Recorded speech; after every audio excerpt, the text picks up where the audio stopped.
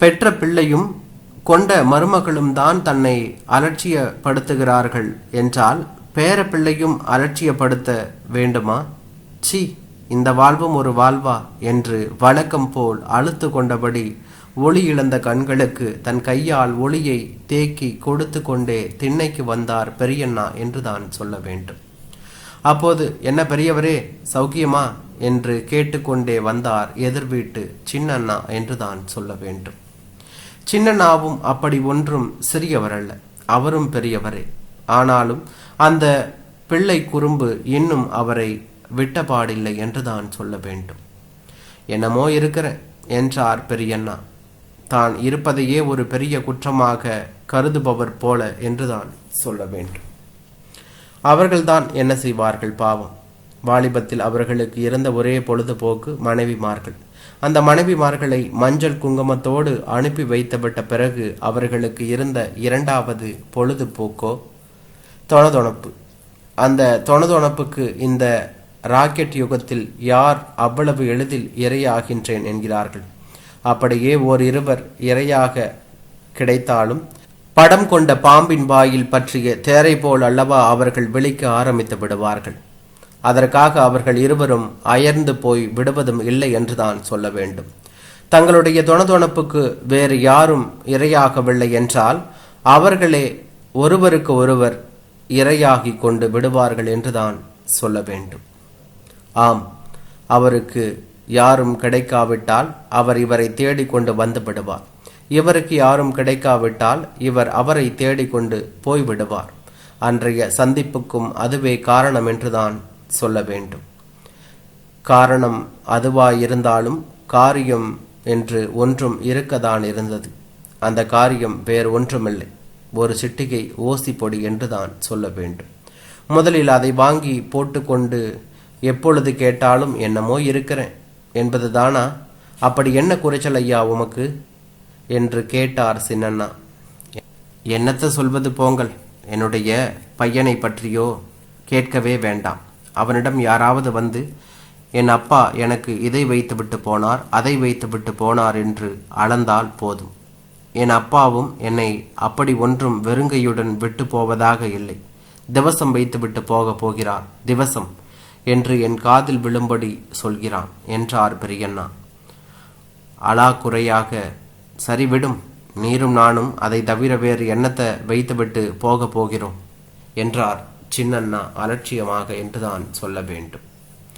அவன்தான் அப்படி என்றால் அவனுக்கென்று வந்து வாய்த்த மனைவிக்கோ தான் ஒரு வத்தலா?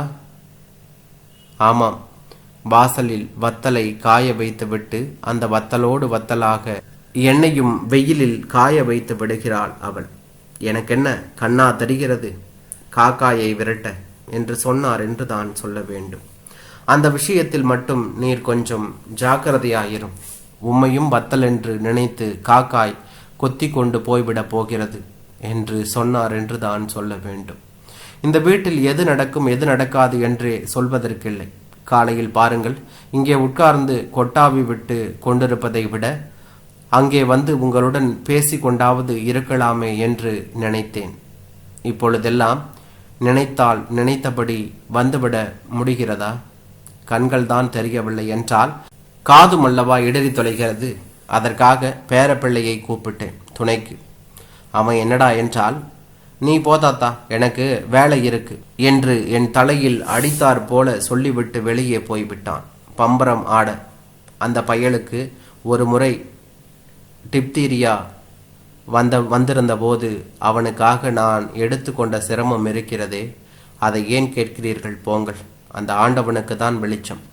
உம்முடைய பேரப்பிள்ளையை பார்க்கும்போது என்னுடைய பேரப்பிள்ளைகள் எவ்வளவோ தேவலை போலிருக்கிறதே என்று சொன்னார் என்று நான் சொல்ல வேண்டும். உங்களுக்கு ஏதையா பேரப்பிள்ளைகள் என்று கேட்டார். ஏன் இல்லை, ஒருவருக்கு இருவர் இருக்கிறார்களே சுவாமி என்று சொன்னார் என்று தான் சொல்ல வேண்டும். இதே ஊரிலா என்று கேட்டார். ஆமாம் என்று அவரிடமிருந்து பதில் வந்தது. ஆச்சரியமாக இருக்கிறதே. அதைவிட ஆச்சரியம் என்னவென்றால், அவர்கள் நான் கூப்பிடும் போது பம்பரமாட போவதுமில்லை, பட்டம் விட போவதுமில்லை என்று சொன்னார். கொடுத்து வைத்தவர்தான் என்று அவரிடமிருந்து பதிலும் வந்தது. அவர்களுக்கு இதுவரை டிப்தீரியாவும் வந்தது கிடையாது, டான்சிலும் வந்தது கிடையாது. வர வேண்டாம், அப்படிப்பட்ட குழந்தைகளுக்கு எதுவுமே வர வேண்டாம் என்று இவரிடமிருந்து பதில் வந்தது. அவர்கள் என்னை அவமதிப்பதும் இல்லை, அலட்சியப்படுத்துவதும் இல்லை என்று சொன்னார். தீர்க்காயுசா இருக்கட்டும் என்று இவரும் அதற்கு பதில் சொன்னார். நான் எங்கே கூப்பிட்டாலும் சரி, எப்பொழுது கூப்பிட்டாலும் சரி, அவர்கள் என்னுடன் வர தயார் என்று சொன்னார் என்று தான் சொல்ல வேண்டும். கிலோ கணக்கில் சாக்லேட் வாங்கி கேட்கும் போதெல்லாம் கொடுத்து கொண்டிருக்கிறீர்களோ என்று கேட்டார் என்று தான் சொல்ல வேண்டும். அதெல்லாம் ஒன்றும் கிடையாது. அப்படியானால் ஒரு நாள் 24 மணி நேரமும் அல்லவா அவர்கள் உங்களுடன் இருந்தாக வேண்டியிருக்கும் என்று சொன்னார் என்று தான் சொல்ல வேண்டும். ஆமாம், ஒரு கணம் கூட அவர்கள் என்னை விட்டு பிரிவது கிடையாது என்று சொன்னார் என்று தான் சொல்ல வேண்டும்.